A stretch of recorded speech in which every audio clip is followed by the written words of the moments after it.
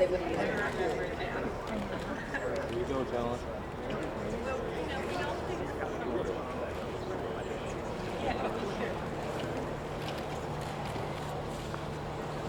Ladies and gentlemen, on behalf of the President, it's my honor to welcome you here to the Rose Garden and acknowledge the distinguished guests, including, of course, Secretary Donna Shalala of the Department of Health and Human Services, who's been such a great leader on the issue the President is addressing today, along with Acting Administrator of the FDA, Michael Friedman, Richard Rominger, Deputy Secretary of the Department of Agriculture, Kathy Wotecki, who is Undersecretary for Food Safety,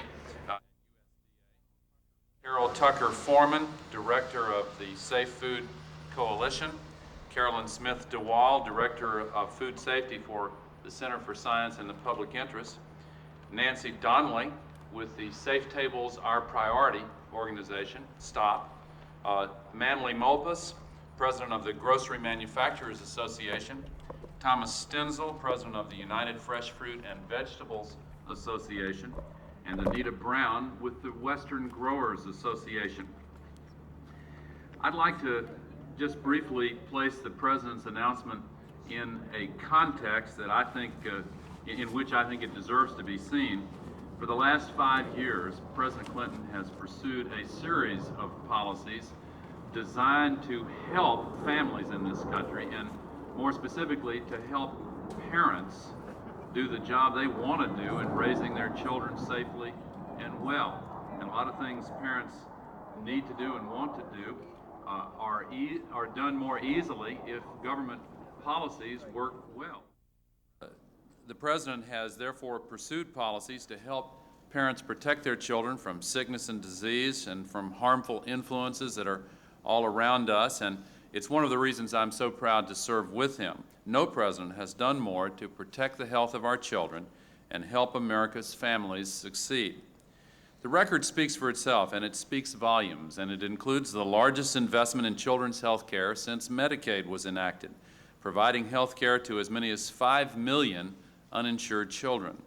The toughest ever measures to cut off children's access to tobacco and to stop tobacco advertising aimed at our children. The passage of the Kassebaum-Kennedy health care law, which helps millions of children keep their health coverage when their parents change jobs or lose jobs. Child immunizations that are at an all-time high, now reaching over 90% of our children with the most critical vaccines. The largest single investment in juvenile diabetes research ever, making sure prescription drug manufacturers determine the proper dosages for children as well as adults, so parents and doctors know how to treat their children. There can be no doubt this administration has fought hard to protect America's children, and we've had real results. Today, the President leads our country with another step forward. Each year in our nation, unsafe food is responsible for as many as 33 million illnesses and up to 9,000 deaths. And children are the most vulnerable to these illnesses. That is simply unacceptable. We have by far the safest food supply in the entire world, and the best by far. But we still have more to do. And our administration has a strong record of accomplishment when it comes to food safety. That record is due in no small measure to a president who understands as a parent himself that parents should not have to worry about the fruit juice or sandwiches or apples or vegetables that their children are eating. And so I'm very pleased and honored to present to you a true champion of America's children and parents, President Bill Clinton. Thank you very much. Thank you, Mr. Vice President, Secretary Shalala, Deputy Secretary Rominger, Kathy Wotecki, Dr. Friedman, and all the representatives of the groups that have helped us come to this day. Our government made a fundamental promise to the American people of a bountiful and safe food supply way back at the beginning of this century. It is a promise that we have had to renew our commitment to periodically over the years, and a promise that needed a lot of work when I became president. From the day I took office, I worked very hard to honor that commitment, to make our food supply the world's safest even safer. In 1993, the Vice President's National Performance Review recommended an overhaul of our food safety procedures so that we could use the best scientific technology available in inspection methods to make sure that we had put in the best preventive controls to keep our food supply the world's safest. Since then, we have taken major steps. We first put in place rigorous new safety standards for seafood, meat, and poultry products, throwing out archaic and ineffective methods of inspection that had not been updated for nearly a century.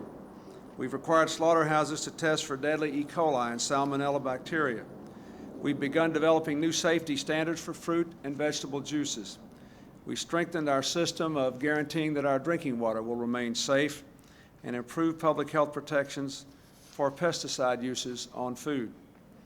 And we brought a host of federal agencies together to boost food safety research, education, and surveillance efforts around our nation. In so doing, we're using the world's best science to help prevent food contamination tragedies before they happen, to make sure our supply of food is as safe as it can be. Today, our food supply remains the world's safest, but we can't rest on those accomplishments. We have to do more. At the time when Americans are eating more and more food from around the globe, we must spare no effort to ensure the safety of our food supply from whatever source. Today, I want to tell you the new steps we're taking to ensure that our fruits and vegetables, including those imported from other countries, meet the highest health and safety standards. First, I'm asking Congress to give the Food and Drug Administration the power and the obligation to ban the importation of fruits, vegetables, and other foods from countries whose safety precautions do not meet American standards. This new law would be similar to a law that already requires the United States Department of Agriculture to keep meat and poultry from countries with inferior food safety systems out of our stores. In my next budget, I will provide enough funds to ensure that the FDA can fully implement this new legislation by dramatically expanding its international food inspection force. With these efforts, we can make sure that no fruits and vegetables cross our borders, enter our ports, or reach our dinner tables without meeting the same strict standards as those grown here in America. Our food safety system is the strongest in the world, and that's how it's going to stay. I'm also directing the Secretary of Health and Human Services and the Secretary of Agriculture to work together in close cooperation with the agricultural community to develop the first ever specific safety standards for the growing, processing, shipping, and selling of fruits and vegetables. These standards will address potential food safety problems throughout the production and distribution system, and they'll improve the sanitation and safety practices of all those seeking to sell produce in the United States market. I'm asking Secretaries Shalala and Glickman to report back to me within 90 days with a complete schedule for developing these standards within a year. I'll also ask them to submit a comprehensive plan to improve the monitoring of food safety programs abroad, to help foreign countries upgrade their safety precautions and toughen food inspections at the border. Being a parent is perhaps the toughest job in the world.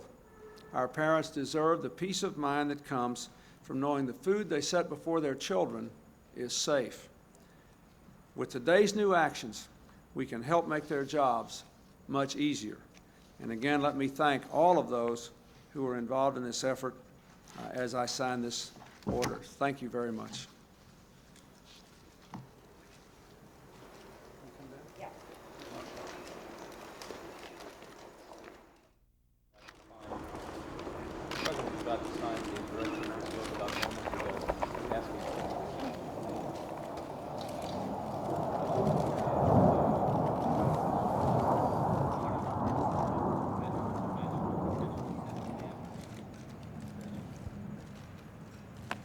Thanks.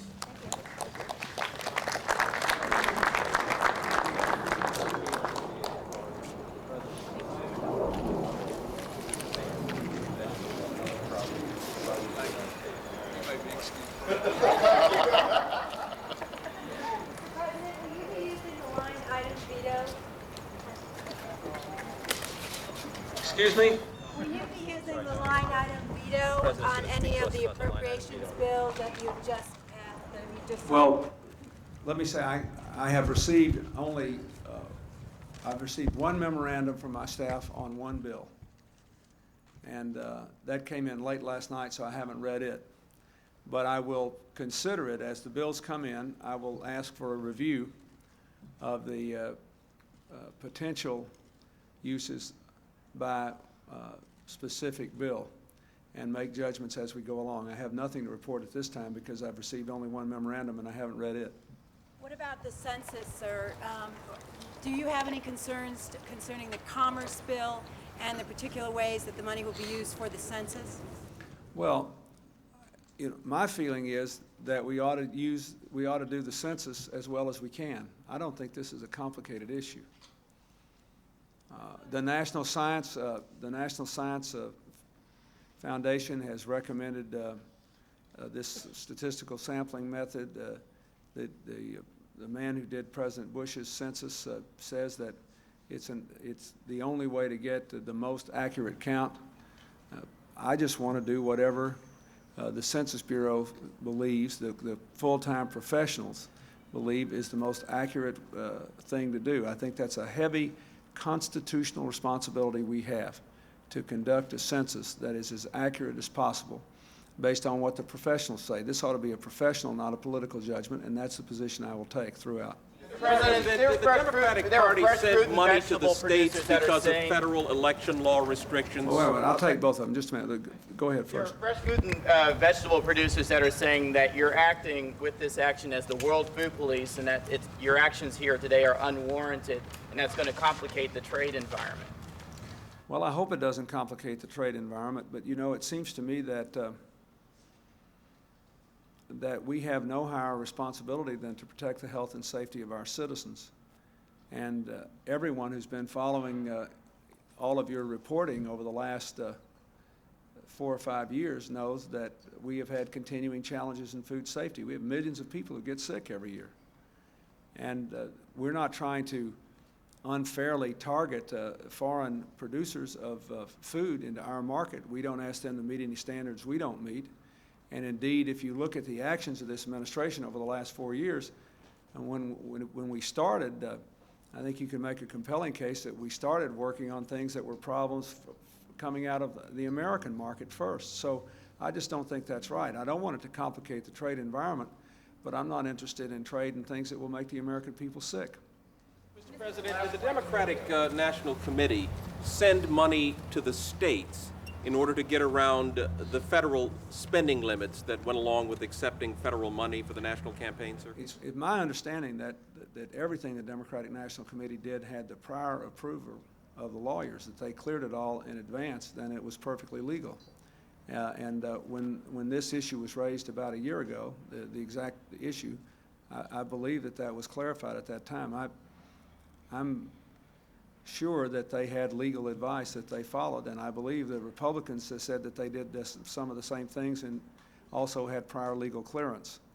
Do you feel that Mrs. Reno, she's been advised to go forward with a 90-day investigation into the fundraising calls of the Vice President? Perhaps Mr. Gore would like to comment too.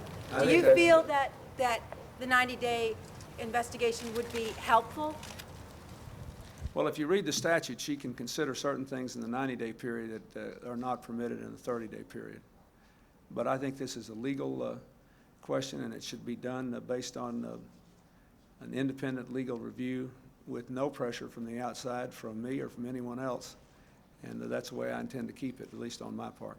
Thank you. Are you considering taking over the Waste Advisory Board, possibly?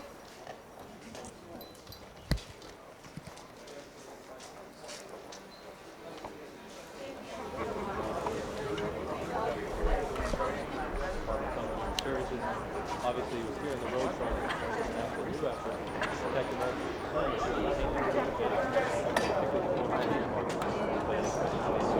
well, keep it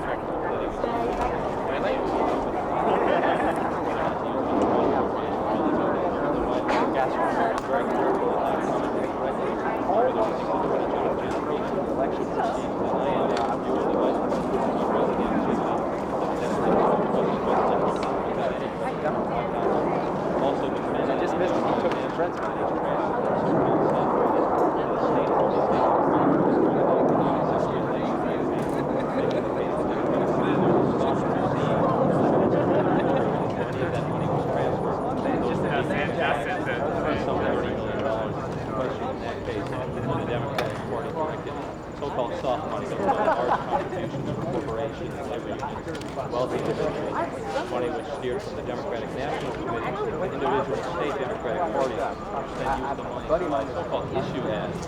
But the issue ads were very clearly aimed at helping the presidential campaign. I had not been to the monument since I was a kid. I went and walked up the street. Did you really? That ad's not even